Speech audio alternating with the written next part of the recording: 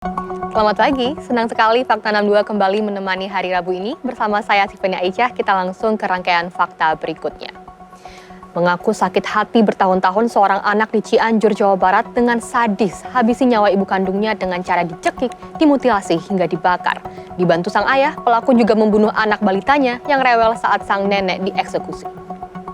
Sadis bukan kepalang, sakit hati bertahun-tahun karena merasa tidak disayangi dibandingkan kedua adiknya. Yanti gelap mata habisi nyawa ibunya dengan cara dicekik. Tak puas membunuh, ia kemudian memutilasi jasad sang ibu hingga membakarnya. Peristiwa ini terjadi di dalam rumahnya di Desa Cibanteng, Kecamatan Sukaresmi, Kabupaten Cianjur, Jawa Barat. Bukan hanya untuk menghilangkan jejak, aksi keji ini dilakukan sebagai pelampiasan pelaku yang begitu dendam kepada sang ibu.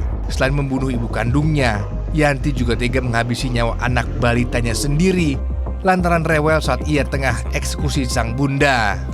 Tidak sendiri, aksi sadis Yanti ternyata dibantu oleh sang ayah bernama Cahya yang diduga tengah terlilit hutang puluhan juta rupiah. Korban dihabisi sementara perhiasan korban diambil dan dijual sang ayah untuk membayar hutang-hutangnya.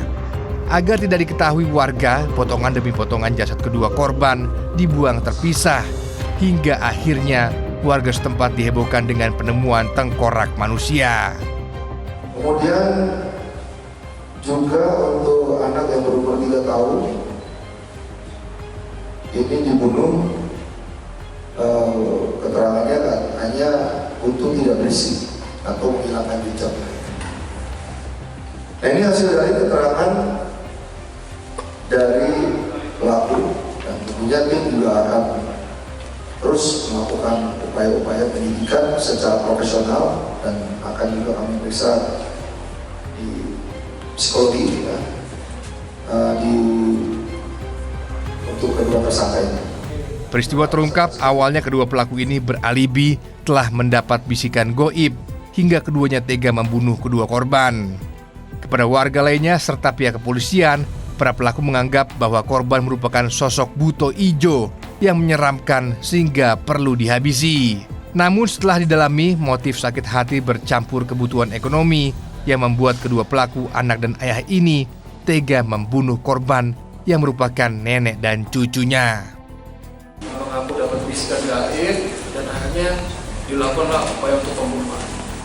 Namun setelah dilakukan penyidikan, ternyata faktanya bukan seperti itu. Faktanya adalah karena kedua orang ini sakit hati dan milik hutang. Tersangka C ini milik hutang sekitar 90 juta. Karena milik hutang, akhirnya perhiasan daripada korban itu diambil kemudian dijual. Kemudian untuk tersangka perempuan ini, YR, ini mengaku sakit hati karena yang bersangkutan ini 3 bersaudara, merasa selama dia hidup jadi anak pertama, keinginan yang bersangkutan tidak pernah dipenuhi oleh korban. Atas perbuatan kejinya, tersangka anak dan ayah ini terancam penjara seumur hidup atau hukuman mati lantaran bersama-sama merencanakan pembunuhan sadis kepada korban. Mugi Satria melaporkan.